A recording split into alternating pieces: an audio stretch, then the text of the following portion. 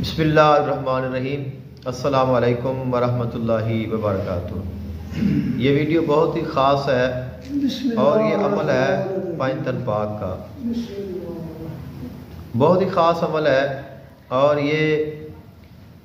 दिल की आँख,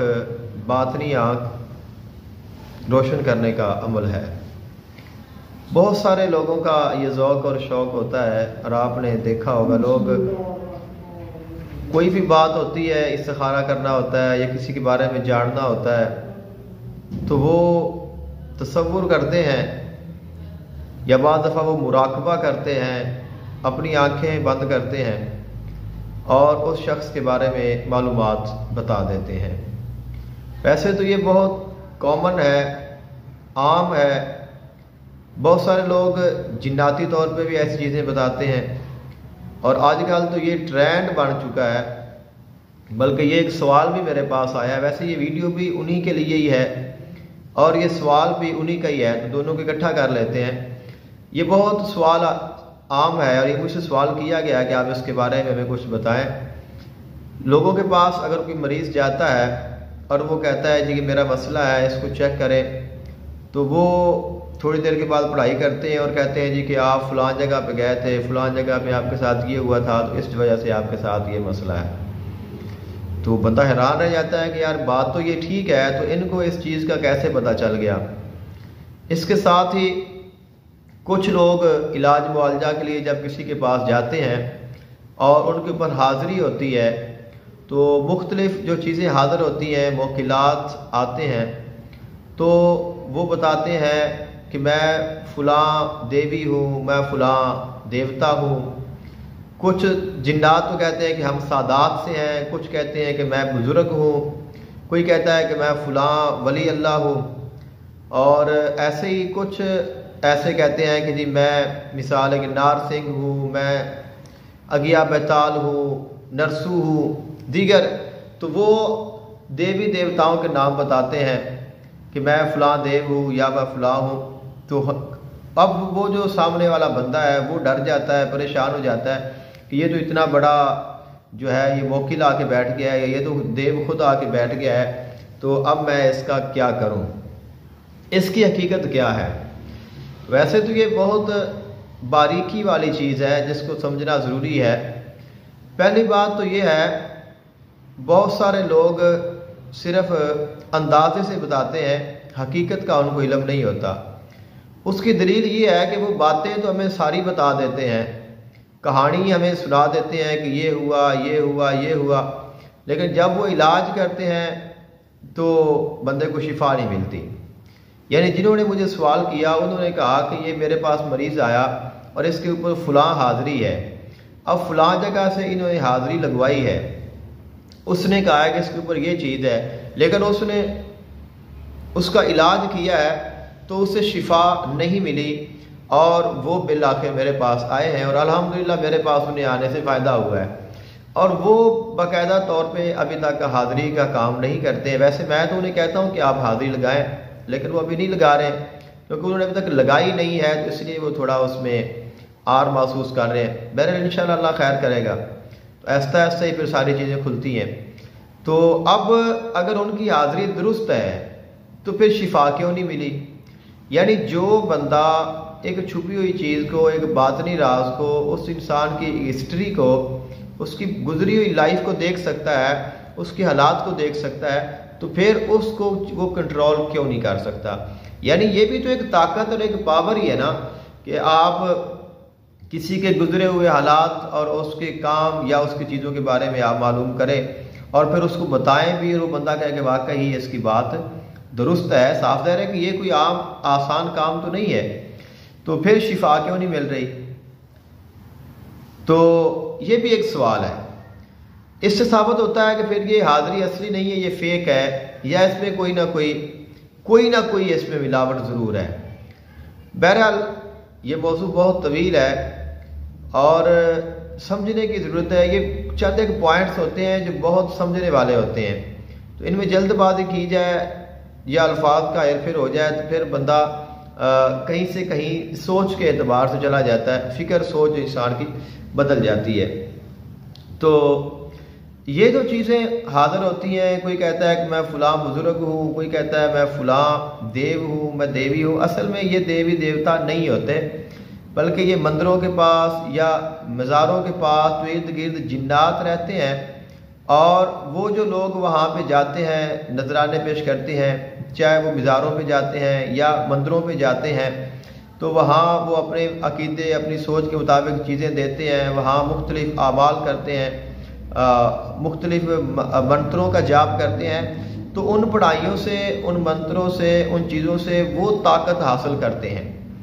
تو اب وہ جو طاقت حاصل کرتے ہیں پھر وہ کسی کے اوپر لگ جاتے ہیں، یا کوئی ان کو حاضر کرتا ہے اور ان کو کسی کے اوپر مسلط کر دیتا ہے، تو جب وہ آگے جاتے ہیں تو پھر وہ کہتے ہیں کہ جی ہم فلاں ہیں، یعنی پھر وہ مندر والے ہی بن جاتے ہیں، وہ بھگوان بن جاتے ہیں، یا وہ مزار شریف والے بن جاتے ہیں کہ اب یہ بندہ مجھ سے ڈرے گا، مجھ سے خوف کھائے گا اور یہ مجھے کچھ نہیں کہے گا۔ تو اصل میں وہ جنات ہی ہوتے ہیں اور شیطانی جنات ہوتے ہیں، اور وہ صرف ڈرانے کے لیے، دھمکانے کے لیے، عامل کو خوف زدہ کرنے کے لیے وہ جھوٹ بولتے ہیں، اور پھر عامل گھبرا جاتا ہے اور وہ اس کا علاج نہیں کرتا اور وہ اپنے مقصد میں کامیاب ہو جاتے ہیں۔ اس لیے ان کو اگر روکا جائے اور تھوڑی ہمت دکھائی جائے تو اللہ تعالیٰ مدد کرتا ہے، اور یہ ٹک نہیں پاتے ہیں۔ میں نے بڑی بڑی چیزوں کے ساتھ میرا الحمدللہ سامنا ہوا ہے، اور بڑی بڑی انہوں نے باتیں کی، بڑی بڑی دھمکیاں لگائیں، پہلے کہا میں فلاں ہوں، پھر کہا میں فلاں ہوں، پھر کہا میں فلاں ہوں، پھر کہا میں فلاں کے ماننے والا ہوں، پھر میں فلاں کے ماننے والا ہوں۔ آخر میں جب مرنے پہ آتے ہیں، سچی بات بتاتے ہیں، تو یہ بات ہوتی ہے اصل میں یہ چیزیں صرف ہمیں گمراہ کرنے کے لیے ہم سے جھوٹ بولتی ہیں۔ تو اس لیے ان کے جھوٹ میں، ان کے مکر میں اور ان کے فریب میں کبھی بھی نہیں آنا چاہیے۔ اسی لیے ہمارے مرشد خانے کے ایک بہت ہی خاص عمل ہے جو ہم انشاءاللہ بہت جلد اس کو شائع کرنے والے ہیں۔ میں نے اپنے خاص احباب کو اس کا بتا بھی دیا ہے، میں بھی خود اس کی زکوٰۃ دے رہا ہوں، تو میری مکمل ہونے والی ہے انشاءاللہ۔ امید ہے کہ اگر کوئی بھی بندہ اس عمل کو کرے گا تو وہ ان کے مکر اور فریب سے بچ جائے گا، اور اس کے علاوہ ہی بڑے اس کے فائدے ہوں گے۔ تو آج ہماری ویڈیو تو تھی کہ ہم نے اپنی دل کی آنکھ کیسے کھولنی ہے، ہم نے حقیقت کو کیسے پہچاننا ہے، یعنی آپ اللہ تعالیٰ کی طرف سے علم حاصل کریں، کیونکہ جنات کے اوپر کبھی بھروسہ نہیں کیا جا سکتا۔ کچھ لوگ جنات پہ انحصار کر لیتے ہیں کہ موکل آئے گا، وہ مجھے بتائے گا، تو جو وہ بتائے گا وہ درست ہوگا، تو یہ بات نہیں ہے، موکل سے غلطی ہو سکتی ہے، بعض دفعہ وہ جھوٹ بھی بول دیتے ہیں، بعض دفعہ کسی پریشانی میں ہوتے ہیں، تو ہر کسی کی اپنی کیفیت ہے۔ بہرحال اصل بات وہ ہوتی ہے جو اللہ تعالیٰ کی طرف سے آپ کے دل میں ڈال دی جائے، جس کو ہم الہام کہتے ہیں، یا پھر آپ کو خود اللہ تعالیٰ اس چیز کا مشاہدہ یا آپ کو کشف کے ذریعے اس چیز کے بارے میں معلومات عطا کر دے۔ تو یہ جو عمل ہے، یہ عمل میں نے ابھی تک ایک ہی محرر قبلہ شاہ صاحب ہے ان کو بتایا ہے، اور مجھے یاد نہیں کہ میں نے ان کو بتایا کیسے ہے، کیونکہ انہوں نے مجھے یہ عمل لکھ کر بھیجا ہے کہ قاری صاحب مجھے اس کی اجازت دے دیں۔ میں نے کہا ٹھیک ہے اپنے، لیکن میں نے ان کو اس کے بارے میں بتایا ابھی تک نہیں ہے کہ آپ نے اس کو کرنا کیسے ہے، شاید بتایا پر مجھے یاد نہیں ہے۔ تو میری یہ خواہش تھی کہ میں اس کی ویڈیو بناؤں گا اور ان کو بھیجوں گا تاکہ وہ اس کی معلومات جو ہیں وہ حاصل کر لیں اور اس کو پڑھنے کا مکمل طریقہ جان لیں اور اس کا فائدہ کیا ہے۔ تو اس عمل کا فائدہ یہ ہے، ہمارے پاس ایک پیر صاحب آتے تھے کافی عرصہ پہلے، اس وقت میری شادی نہیں ہوئی تھی، میری والدہ کا انتقال ہو گیا تھا، غالباً 2008 کا واقعہ ہے۔ پیر شوکت دیوری، تو ادھر ہمارے پاس ہی گاؤں ہے جہاں پہ وہ رہتے ہیں، تو ہمارے گھر میں آئے 2 3 4 مرتبہ، تو کافی سارے اعمال اور وظائف کرتے بھی تھے، نقوش بھی، ان کے چند نقش میرے پاس بھی ہیں، ایک ہی نقش وہ لکھتے تھے کثرت کے ساتھ، وہ بھی میرے پاس موجود ہے، کچھ ایک اعمال بھی انہوں نے مجھے بتائے۔ تو میں نے ان سے کہا کہ آپ مجھے کوئی ایسا عمل بتائیں کہ جس کے ساتھ دل کی آنکھ کھل جائے۔ تو انہوں نے پھر مجھے یہ عمل بتایا کہ آپ نے عشاء کی نماز پڑھنی ہے، اور عشاء کی نماز کے بعد آپ نے 11 مرتبہ درود پاک پڑھنا ہے، اور درود پاک پڑھنے کے بعد آپ نے وہیں پہ بیٹھ جانا ہے، اپنی آنکھیں بند کر لینی ہے، اور آپ نے ایک تسبیح یعنی 101 مرتبہ پڑھنا ہے، یا اللہ گل محمد گل علی گل فاطمہ الزہرا سلام اللہ علیہا گل حسن گل حسین یا صاحب العصر والزمان ادرکنی ولا تہلکنی۔ یہ جو آخری الفاظ ہیں انہوں نے سوچ کے بتایا تھے، پہلے 5 تو بتا دیے لیکن یا صاحب الزمان سے آگے وہ نہیں بتا رہے تھے۔ تو بہرحال جو صاحب زمان ہے اس سے مراد حضرت امام مہدی علیہ السلام ہیں، اور وہ اس امت کے کتب ہیں، تو اس لیے آپ کے نام میں بہت ساری برکات ہیں۔ فقہ جعفریہ میں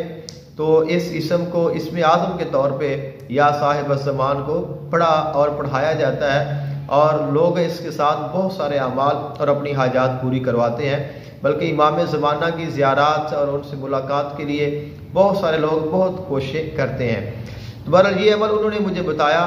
اور پھر بعد میں آپ نے 11 مرتبہ درود پاک پڑھنا ہے، اور پورے عمل کے دوران آپ نے اپنی آنکھیں بند رکھنی ہیں۔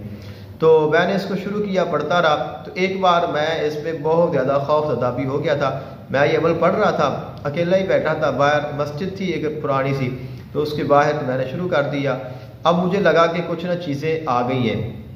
تو شروع میں ایسے کرتا تھا کہ عمل شروع کرنا، جب دیکھنا کہ چیزیں آ گئی ہیں، شور شرابہ ہونا، تو میں نے بند کر دینا۔ تو میں نے وہ عمل شروع کیا، تو اب مجھے پتہ چل گیا کہ کوئی نہ کوئی چیزیں میرے پاس آ گئی ہیں، تو ان کا شور شرابہ مجھے سنائی دیا، تو میں نے عمل کو بند کر دیا اور میں اندر جا کے سو گیا۔ اب یار بس کرتے ہیں، اب چیزیں آ گئی تو اب معاملہ خراب نہ ہو جائے۔ تو اب میں سو گیا، ان چیزوں نے پھر مجھے اوپر سے دبوچ دیا، تو کافی سارا انہوں نے مجھے اوپر سے دبایا، تو میرا سینہ بہت درد کیا۔ بہرحال یہ ہے کہ ایک اور مولوی صاحب تھے، تو کچھ دیر کے بعد میں جاگا، اور پھر اکیلا تھا تو پھر میں ان کے پاس چلا گیا، تو اس کو پھر پڑھتا رہا، پھر اس کو میں نے چھوڑ دیا۔ اب میں نے اس کو پھر پڑھنا شروع کیا ہے، تو یہ عمل انتہائی پاورفل عمل ہے، اس کی بہت طاقت ہے، اس میں بہت زیادہ روحانیت ہے، اور یہ آپ کے قلب کو، آپ کی روح کو، آپ کی باطنی آنکھ کو کھولنے والا عمل ہے۔ تو اگر اس عمل کو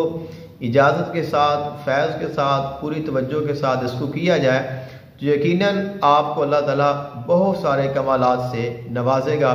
اور اس کے ساتھ آپ اپنی چیزیں جتنی بھی ہیں آپ خود ہی دیکھ سکتے ہیں۔ یعنی آپ کے پاس کوئی مریض آیا ہے، آپ نے اس کی کیفیت جاننی ہے، تو آپ اس عمل کے ساتھ تشخیص بھی کر سکتے ہیں، اس کا علاج بھی کر سکتے ہیں، اور اس کے بارے میں درست معلومات بھی حاصل کر سکتے ہیں۔ اللہ تعالیٰ کی طرف سے آپ کی بہت ساری مدد ہوگی۔ میں نے اس کو مختلف مدارج، مختلف طریقوں سے اس اسم کو، ان اعمال کو پڑھا ہے۔ تو تصور کی بات ہے کہ ہم جب اللہ کہیں تو اللہ کا تصور آئے، جب گل محمد کہیں تو نبی علیہ السلام کا روضہ سامنے آئے، جب گل علی کہیں تو سید علی المرتضیٰ کا آئے، جب گل حسن کہیں تو مولا امام حسن کی جو مرکز ہے وہ سامنے آئے، جب گل حسین کہیں تو مولا حسین کا روضہ سامنے آئے، پھر جب ہم گل فاطمہ الزہرا کہیں سیدہ فاطمہ الزہرا سلام اللہ علیہا کا مقام سامنے آئے، پھر جب صاحب عصر کہیں یا صاحب العصر والزمان تو امام مہدی علیہ السلام کا تصور انسان کے سامنے آئے۔ تو یہ زیارات آئیں تو ان سے فیض آئے،